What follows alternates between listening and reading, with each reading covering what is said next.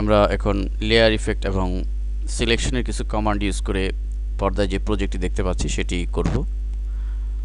তো আসুন এই প্রজেক্টটি করার জন্য আমরা প্রথমে একটি ফাইল নিয়ে নিই, যার ফাইলে ক্লিক, নিউতে ক্লিক করে আমাদের যে ডায়লগ বক্স এসছে সেখানে পিক্সেল আমরা 600 এবং 400 আমরা নির্বাচন করে দিই এবং রেজুলেশন যা রয়েছে 72 অ্যান্ড দেন ওকে বাটনে ক্লিক।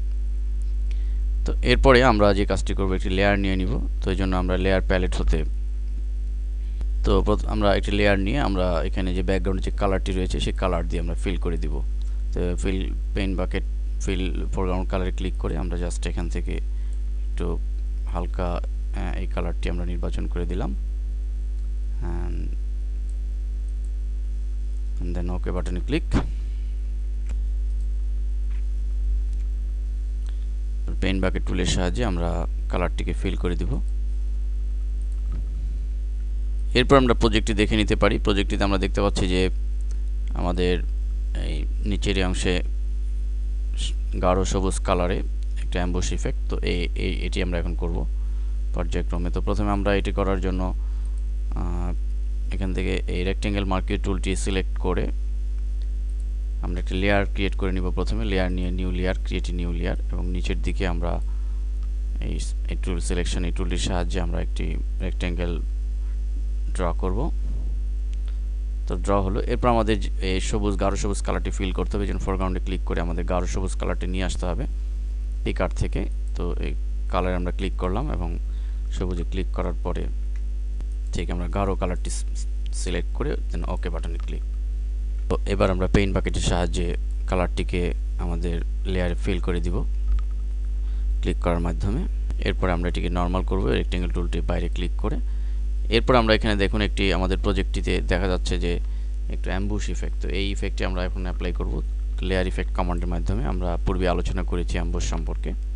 জন্য আমরা লেয়ার মেনুতে ক্লিক করে আমরা লেয়ার স্টাইল এর সাব অপশন যে বেভেল অ্যান্ড অ্যাম্বুশ এটিতে ক্লিক করব এবং আমাদের বেভেল অ্যান্ড অ্যাম্বুশ নির্বাচন করে তো আমাদের ডায়লগ বক্স এসে এখান থেকে স্টাইল বক্সে ক্লিক করে আমরা এটিকে পিলো অ্যাম্বুশ করে দিব। তো পিলো অ্যাম্বুশ করে দিলে আমরা ঠিক পারফেক্টলি প্রজেক্টের মতো হবে অ্যান্ড দেন ওকে বাটনে ক্লিক। তো আমরা দেখতে পাচ্ছি যে পিলো অ্যাম্বুশ অ্যাপ্লাই আমরা করেছি। এরপর আমাদের প্রজেক্টে ঠিক ডান পাশে একটা রেক্টেঙ্গেল বক্স ছিল, সেই বক্সটিও আমরা একই কালারে ফিল করবো। এই জন্য আমরা রেক্টেঙ্গেল টুল দিয়ে আরেকটি সিলেকশন করে নিব, অবশ্যই একটি নতুন লেয়ার নিয়ে। তো আমরা ঠিক ডান পাশে একটি বক্সের মতো রেক্টেঙ্গেল ড্র করব। তো এভাবে ড্র হলো। এটিকে আমরা একটু ডানে চাপিয়ে দিব। এবার একই কালার দিয়ে আমরা এটিকে ফিল করার জন্য পেইন্ট বাকেট দিয়ে ক্লিক করে দিলে এটি ফিল হবে। এবার আমরা এটিকে ইফেক্ট দিব, লেয়ার ইফেক্ট। তো layer style and bevel and ambush.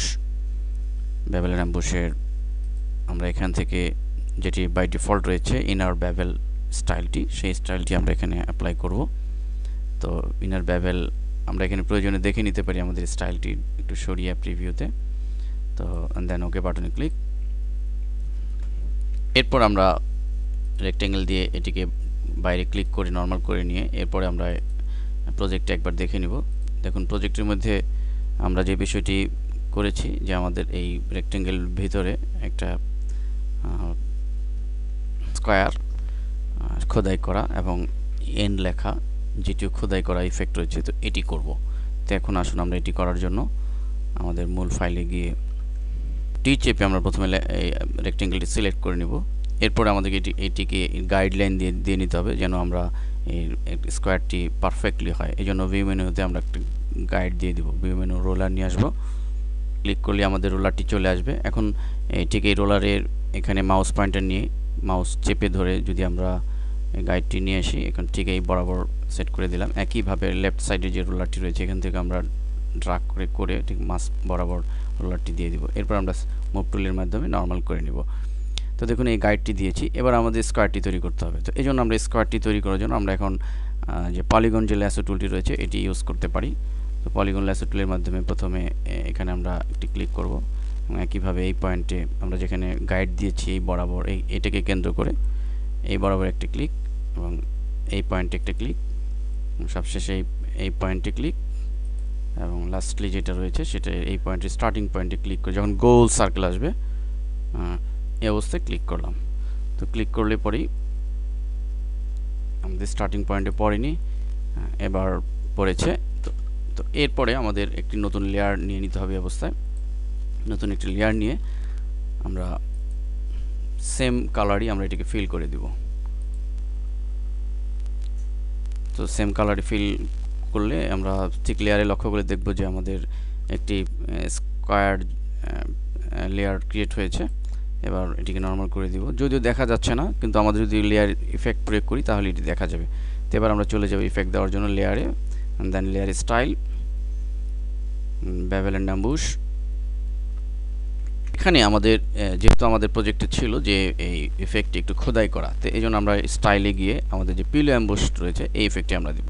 তো আমরা দেখতে পাচ্ছি যে পিলো অ্যাম্বুশ ইফেক্ট এখানে পড়েছে। তো এটির ডেপথ আমরা একটু বাড়িয়ে দিই, তাহলে আমরা লক্ষ্য করব যে এটি পারফেক্টলি খোদাই করা ইফেক্ট হয়েছে। অ্যান্ড দেন সবশেষে ওকে বাটনে ক্লিক করব।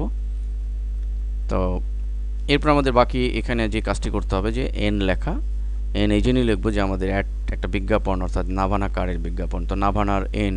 তো এই জন্য আমরা টাইপ টুলের সাহায্যে এবং অবশ্যই একই কালার দিয়ে আমরা প্রথমে এখানে লিখে নিতে পারি উপরে,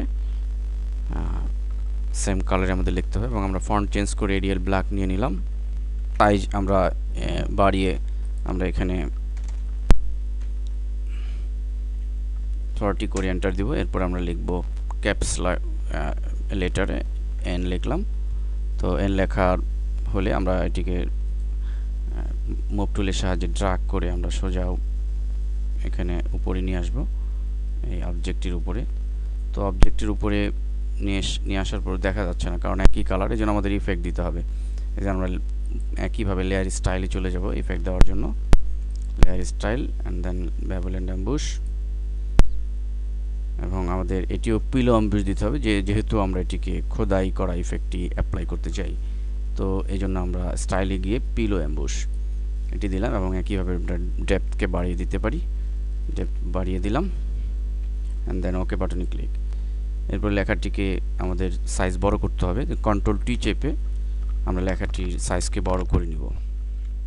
শিফট এবং অল্টার চেপে লেখাটিকে আমরা বড় করে নিব যেন এটির মেজারমেন্ট অনুযায়ী, এবং বড় করে আমরা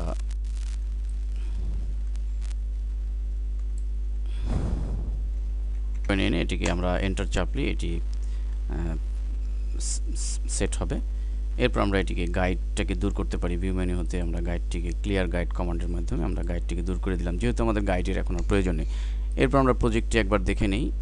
এরপর আমাদের উপরের অংশটুকু করতে হবে। তো উপরের অংশটুকু করার জন্য আমরা একইভাবে একই পন্থায় আমরা এখানে রেক্টেঙ্গেল টুলের সাহায্যে একটা সিলেকশন করে নিব বক্সের মতো। তো সিলেকশন করে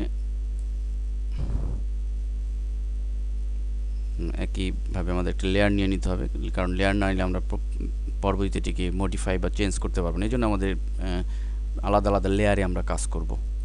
এবার আমরা এটাকে ফিল করে দিব, এবং একইভাবে আমরা নর্মাল করে আমরা এটিকে অ্যাম্বুশ ইফেক্ট দিয়ে দিব।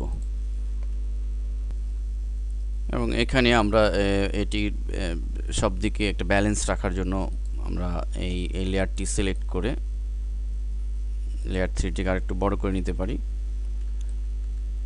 একটু সামান্য বড় করে নিলাম, বড় করে আমরা যেন সব দিকে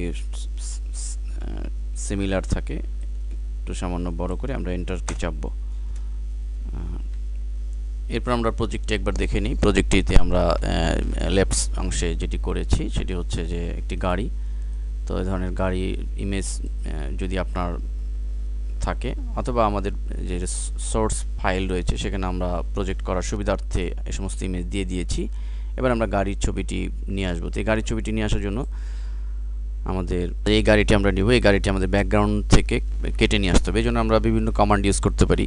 তো আমরা প্রাথমিক অবস্থায় এখান থেকে ম্যাজিক ওয়ান টুলটি যেটি রয়েছে, ম্যাজিক ওয়ান টুলের সাহায্যে আমরা ম্যাগনেটিক ল্যাসো টুল, এই ম্যাগনেটিক টুলের সাহায্যে আমরা এটিকে কেটে নিয়ে আসতে পারি। ম্যাগনেটিক ল্যাসো টুলের ব্যবহার আমরা সিলেকশন অধ্যায়ে দেখিয়েছি। তো এভাবে এটির ক্লিক করে এটি থেকে পাশ দিয়ে আমরা ধীরে ধীরে মাঝে মাঝে ক্লিক করে সুন্দরভাবে আমরা এটিকে সিলেকশন করার মাধ্যমে